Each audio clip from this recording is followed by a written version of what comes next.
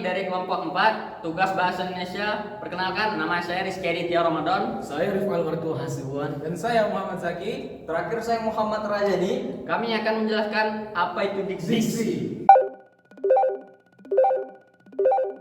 Oke teman-teman, definisi diksi. Menurut Kraft, diksi merupakan pemilihan dan pendayaan gunaan kata mengacu pada kesanggupan sebuah kata untuk menimbulkan gagasan yang tepat pada imajinasi pembaca atau pendengar, seperti apa yang dipikir atau dirasakan oleh penulis dan pembicara.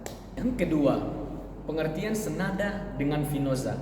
Diksi adalah hasil dari upaya memilih kata tertentu untuk dipakai dalam kalimat, alinea, atau wawancara. Jadi, diksi merupakan pilihan kata yang tepat dan selaras dalam penggunaannya untuk mengungkapkan gagasan sehingga memperoleh efek tertentu seperti yang diharapkan. Syarat-syarat diksi menurut Yunus, yang pertama, membedakan makna detonasi dan konotasi dengan cermat. Dua, membedakan secara cermat makna kata yang hampir bersinonim. Contoh, demi maknanya hampir sama dengan untuk, dan agar artinya hampir sama dengan supaya, dan ujian artinya hampir sama dengan tentremen. Ketiga, membedakan makna kata secara cermat kata yang mirip dengan ejaannya. Contoh, inferensi atau kesimpulan, dan interferensi saling mempengaruhi. Yang keempat, mencermati pemakaian kata-kata teknis dan populer. Kelima, penggunaan kata-kata yang belum dipakai. Dan yang keenam, menggunakan kata-kata umum dan kata khusus secara cermat. Contoh, mobil itu adalah kata umum dan Corolla adalah kata khusus. 7, menggunakan kata secara hemat. Dan 8, menggunakan kata secara konsisten.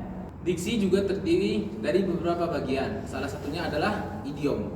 Idiom adalah satuan bahasa yang maknanya tidak sama dengan gabungan makna kata-kata yang membentuknya. Idiom merupakan kiasan yang tidak bisa diartikan secara harfiah, melainkan mewakilkan ekspresi tertentu yang tersirat di dalamnya. Idiom sering digunakan dalam percakapan langsung untuk memberikan nasihat, sindiran, dan pengajaran. Idiom dapat ditemukan dalam berbagai bahasa termasuk bahasa Indonesia. Contoh-contoh daripada idiom adalah seperti dalam bahasa Indonesia yang kita ketahui, panjang tangan, yang mana kalimat tersebut tidak dapat diartikan sesuai dengan kata-kata yang digabungkan tersebut, yaitu tangan yang panjang, akan tetapi makna dari kalimat panjang tangan adalah suka mencuri.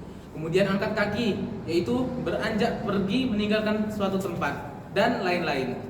Peribahasa dan majas. Apa itu peribahasa? Yaitu kelompok kata atau kalimat yang susunannya tetap dan berisi kiasan untuk menyampaikan maksud tertentu. Peribahasa merupakan salah satu bentuk bahasa yang digunakan dalam berkomunikasi dan memiliki peran penting dalam masyarakat bahasa. Kita beri satu contoh. Kita sering mendengar tentang peribahasa nasi sudah menjadi bubur. Apa maksud maknanya? Yaitu kejadian yang telah terlanjur terjadi dan tak dapat bisa diubah kembali. Setelah kita membahas tentang peribahasa, kita akan membahas tentang majas.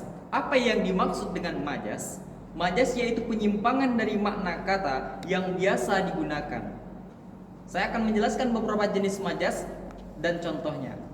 Yang pertama, majas metafora, yaitu perbandingan antara dua objek yang berbeda tetapi memiliki kemiripan.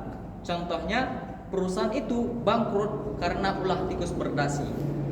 Yang kedua, majas asosiasi, yaitu perbandingan antara dua objek yang berbeda tetapi dianggap memiliki kesamaan. Contohnya, wajah Yola dan Yoli sangat mirip bak pinang dibelah dua. Yang ketiga, majas perbandingan, yaitu perbandingan yang dinyatakan secara eksplisit dengan kata penghubung seperti bak dan ibarat. Contohnya, wajahnya bagaikan sinar matahari yang menyinari hariku. Yang keempat, majas sinekdot per prototo, yaitu menyebutkan sebagian dari unsur objek untuk menjelaskan keseluruhan objek. Contohnya, batang hidungnya tidak muncul seharian ini. Yang kelima, majas sindiran, yaitu kata kiasan yang digunakan untuk menyindir sebuah objek kalimat secara halus dan tersirat. Contohnya, ironis, sinisme, satire, innuendo, dan sarkasme. Yang terakhir, yang keenam, yaitu hiperbola atau melebih-lebihkan. Contohnya, kasih ibu tak hingga sepanjang masa. Udah, Cok. Demikianlah penjelasan tentang diksi dari kami kelompok 4 Bahasa Indonesia. Kami tutup. Assalamualaikum warahmatullahi wabarakatuh.